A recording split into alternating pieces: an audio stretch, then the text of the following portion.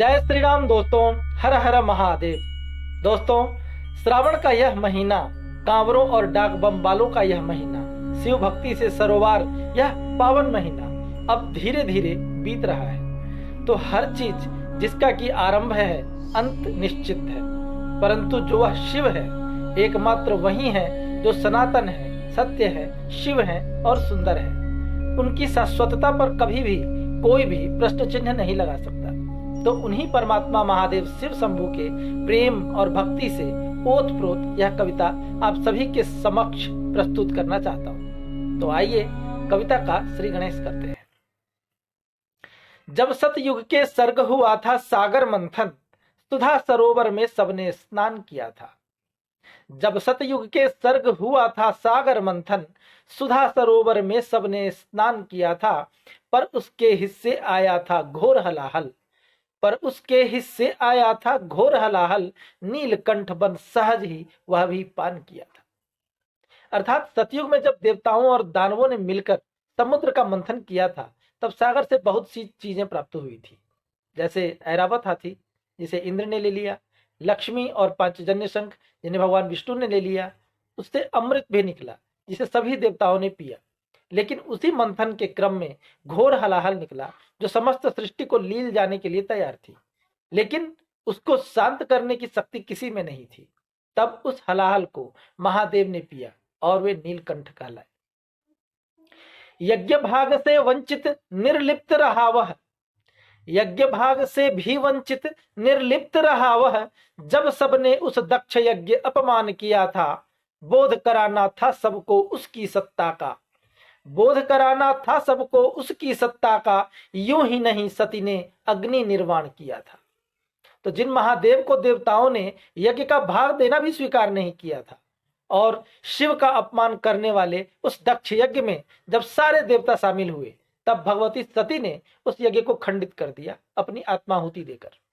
यह आहुति उन्होंने यूं ही नहीं दी थी, बल्कि समस्त देवताओं को सबक सिखलाने के लिए दी थी।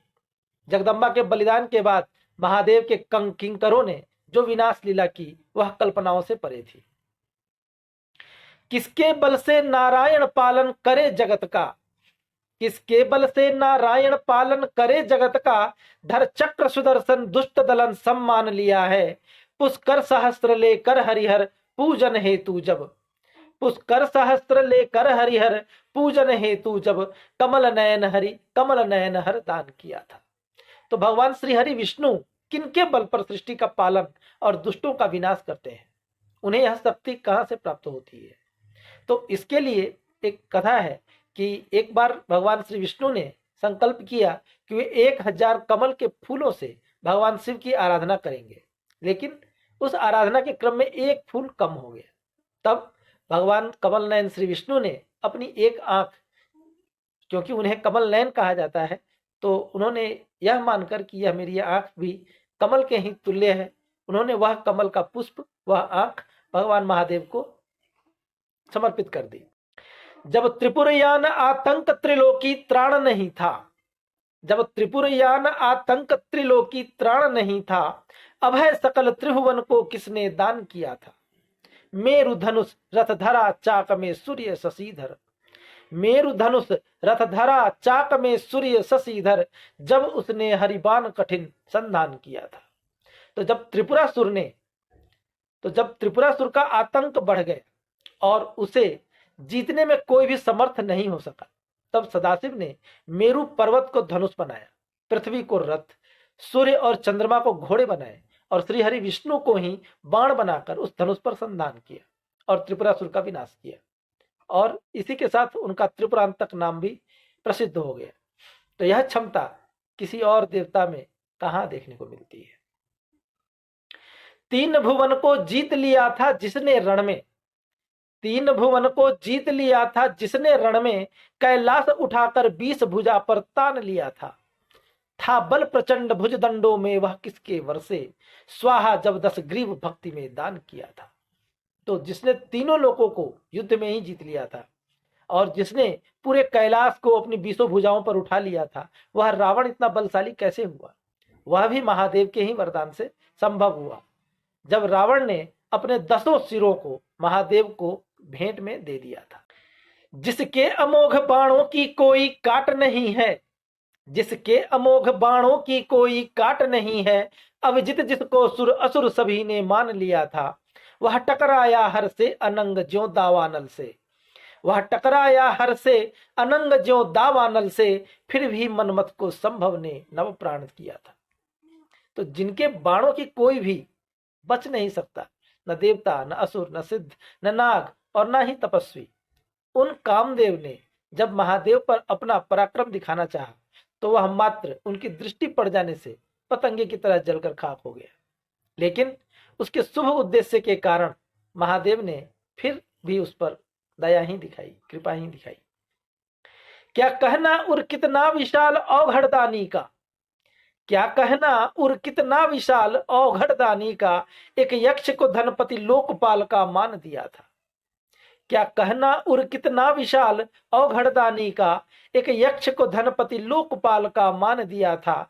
भोला ऐसा बांटे सब में शुभ लोक अलौकिक, भोला ऐसा बांटे सब में शुभ लोक अलौकिक, स्वयं हेतु पर शिव शंभु ने शमशान लिया था। तो हमारे महादेव कितने बड़े औघड़दानी हैं, इसका वर्णन कौन करे।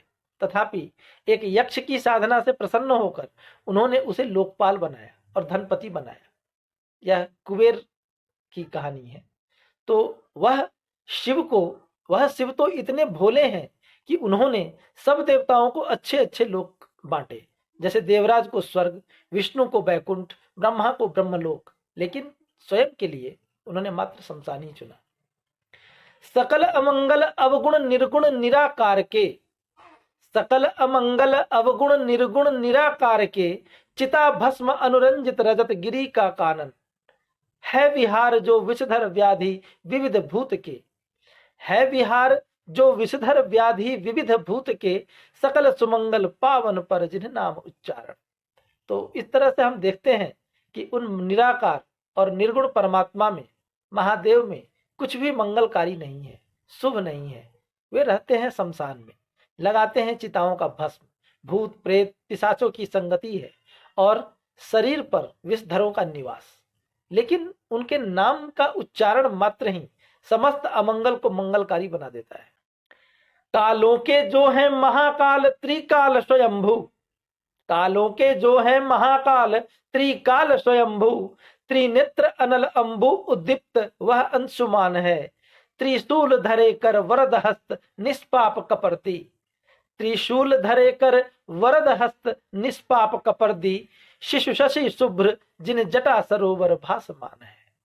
तो वे कालों के भी काल हैं, महाकाल है। वे ही त्रिकाल अर्थात भूत, भविष्य और वर्तमान भी हैं।